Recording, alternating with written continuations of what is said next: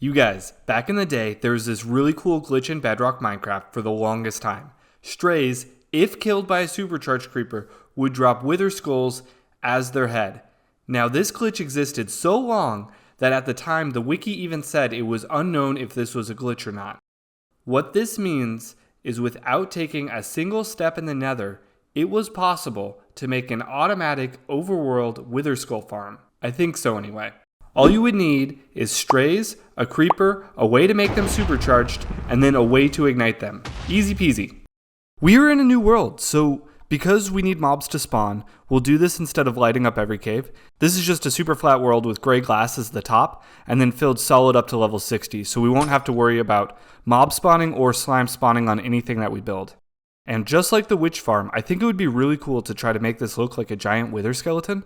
So the very first thing we'll do is build the frame and then go from there. Alright, this is legit laughable that I thought this might even be a possibility, to squeeze everything into this giant wither skeleton. So I'm actually a bit embarrassed. Change of plans, we can't do this, but we can use this as decoration for the whole thing. So that's what we'll start with. And the first thing that we need is spawning pads for the strays. Alright, after some more thought, instead of one wither skeleton, we'll have two, and then between them we'll have the spawning spaces. And we'll use this really simple design. So they will walk into the water on their own, and then get pushed into the lower stream. And then we can stack this up for 2 to 3 levels of spawning. The next thing I want to point out is we do not want spiders. So we would have to filter them out anyway. And spiders are notoriously difficult to move through pipes. So we're going to avoid all of that and instead place a lot of carpet. So this will cut spawning down, but it'll make things much easier because we won't even have to think about spiders. So we'll just use this checkered pattern and that will work great. A couple more levels added and it's time to start the creeper spawning. It will just be way easier if we're loading the creepers from their own section. So what we will do is we will give them this top left area and then everything else will be strays. It is the year of our Lord, 2023, and I still don't think everybody quite knows that you can use trapdoors to get exclusively creepers, but we have got to be getting close. So if you don't know, you can just place trapdoors across the top and creepers don't need the full 2 blocks to spawn, so only them and spiders can spawn. And then we take care of the spiders with the carpet and the checkered pattern. So we're good. And speaking of water streams, we will have the strays and company going to one side and then the creepers going to the other. And don't worry about that spider, he spawned before I finished putting carpet down. The roof is on and we have spawning, look at this. We have skeletons and all the other non-spider mobs on the white spaces, and then we have creepers on the green spaces. And we'll even peek inside. Yep, looking good.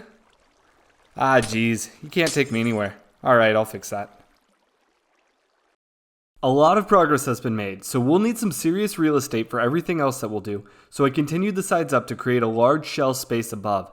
And because there will be a bunch of redstone and stuff in there, we won't want to use glass, so I went with more wither decorations instead. I also like how the skeletons on the sides look like they're carrying this large box in the middle. But anyway, this is where we'll put everything else that we need. So the supercharging of the creeper, the skeleton sorter plan that we need to sort out ourselves yet, and then the killing chamber itself. Which does lead to our next goal. How are we going to get the strays?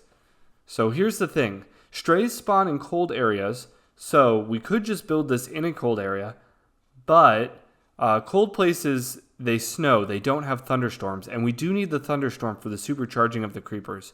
So what we could do is we could put this right between biomes and then have them get struck by lightning on the plain side and then have the strays spawning on the winter cold side. But if we did that, we'd still have to separate the other mobs, which we would probably do with powdered snow anyway. So I think what would be best is if we just use powdered snow to either kill or create skeletons out of all of the other mobs. So I think that will be our strategy. My first thought was to send everything slowly through a tube of powdered snow, but it would actually have to be absolutely massive, and everything would probably despawn before they got through. So instead, what we're going to do is we're going to damage them a bunch first, and then use powdered snow to finish them off, or at least finish everyone off who isn't a skeleton. We have got something going here. So we're piping the mobs up into the shell space, and we were going to have to do that anyway, but we're going to go through the skeleton for aesthetic reasons, sort of like a reverse digestive tract, and then we're going to go even higher so that we can deal fall damage to them. There were a couple other options for how we can damage them, but this is a pretty straightforward, pretty simple, and pretty consistent way to do it. So here's what happens. They fall down and then get hurt pretty badly. Then they get let into this powdered snow chamber, and this will freeze them. So we need this first part so that we can make sure that they're in the chamber for the correct amount of time. We need to make sure that they're in there long enough to freeze. And there is a hopper clock that is continuously going that is perfectly calibrated to make strays and kill everything else. The only issue mobs is anything with feather falling, and then also witches. Effing witches, man. That's okay. We'll take those inefficiencies. The other 99% of the time, this will work perfect. Check this out, guys. So I thought about having the supercharged station in the shell space, but then I thought we need the wither to look like it's getting struck in the head by lightning. So we're going to do it out here and then send them through. It's pretty simple. They come up, they get held in place by this piston until we get a thunderstorm, and then lightning strikes and they all become supercharged. The piston then retracts, the dispenser spits out water, and they get moved along their way. So the next thing we need to figure out is how to automatically make them go off. I have some ideas, but this is probably the most daunting part of this whole thing. And yes, we got thunder right after I said that. If you want a creeper to go off, you can just use flint and steel. Mob griefing is off, which is why nothing got ruined there. So a lot of people think that we can just put the flint and steel in dispensers and that will ignite creepers in the same way that players with flint and steel do. And that's a logical thing to think, but that's actually not the case. So there is flint and steel in both of these, and neither will work to set the creeper off. So the next idea I had was, what if a flaming arrow hits the creeper? So TNT will go off when hit by a flaming arrow, but what about creepers? And the answer is no. Unfortunately, that would have been awesome, but we're going to have to do something else. Specifically, we're probably going to need the creeper to get angry at someone or something. So creepers will not get mad at skeletons, but little known fact, they will get mad at zombies, or at least trident drowns, when they're hit with a trident. So here we have a trident drowned, a villager that we want him to throw it at, and then we can drop the creeper in between them. So the piston retracts, he sees the villager, he throws the trident, and so now we'll just show it with an actual creeper. So he drops, gets hit, gets mad, then drops to where we want him to explode, but then he just stops. So he was about to murder suicide, but he doesn't. Instead, he just stops.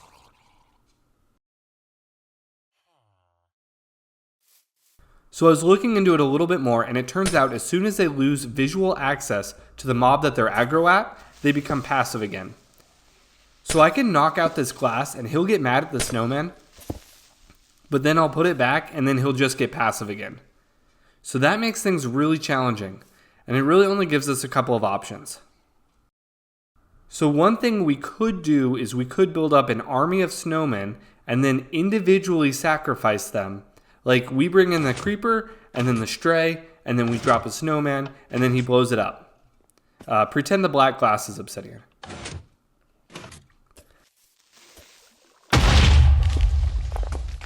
So then we just restock it every now and then. The advantage is we can be in the area and this thing will just go all on its own.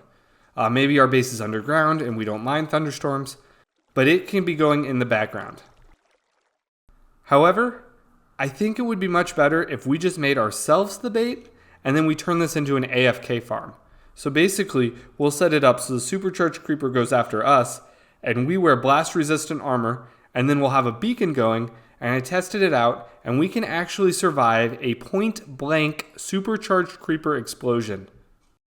We'll have two pipes at the bottom, so we need the strays to have access to the explosion, but not be able to attack us. So we'll sit here next to them, and the thing we need to consider is when AFKing, we will end up starving to death. It still works while we are starving. So basically the way regen beacons work is they can stalemate your hunger, but they can't bring it back up. So after each explosion, we will have to use instant health potions. You see how he knocked me up so high? I'm wearing diamond armor right now, so we'll have to switch that to netherite so that we won't get quite so high and we'll have less fall damage because netherite armor has the knockback advantage. And we landed on the top of this, and in reality, we would fall back down to the ground and take a heart or two more. So this is a plan. All we have to do is implement it. Alright, a lot of progress has been made. So previously we had the straight pipe going to the side. Now that we have the explosion chamber in the middle, I think we can just feed it straight in. So they will build up inside of it. I put glass in here now to help show, but we can't obviously do that when this is running. The other thing I'll note is we have hopper mining carts to pick up items through the obsidian because if we just use hoppers, those would get obliterated. So as far as creepers go, we need to bring them in one at a time. If two come in, the explosion of one might propel the other one vertically enough that it might explode outside of our system. And then also we would likely die from the second explosion. So the way that we avoid that is we can use a minecart to pick them up individually. I set the timer to the same hopper clock that turns the skeletons to strays, and that will seem to work fine to give us enough time to recoup. Basically, the minecart will grab him and then bring him up this water track. The other thing I'll note is we have hopper mining carts to pick up items through the obsidian because if we just use hoppers, those would get obliterated. So one is under the strays, and that will be withers for the skulls, and then the other is just in case anything goes wrong while we're AFK and doing stuff.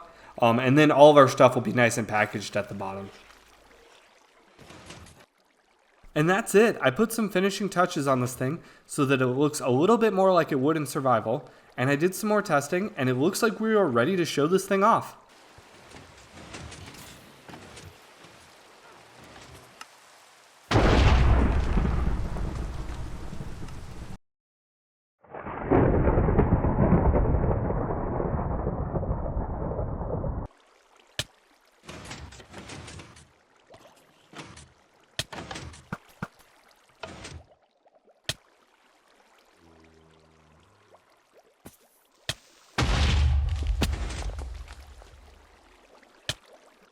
So, what did I learn and what would I do different? First of all, I like it. Definitely a fun thought exercise. Of course, there are some small tweaks I would make. The only major thing I would change is I should bring in the next charge creeper much slower. Basically, we should let the stray supply build up and get more mob heads. Like the idea would be we would get a ton of creepers during the thunderstorm and then slowly use them until the next thunderstorm to get the maximum amount of heads per creeper. And after finishing this, I've had the realization that this farm could have applications now. If we wanted to make an automatic AFK mob head farm, this would be a really good starting prototype for that. It's already really close. Maybe I'll lock in a good design and then make a step-by-step tutorial in the future. I don't know. We'll see. If you like this thinking out loud designed weird contraption with a wacky premise, you have got to check out my lightning witch farm video. Otherwise, see ya!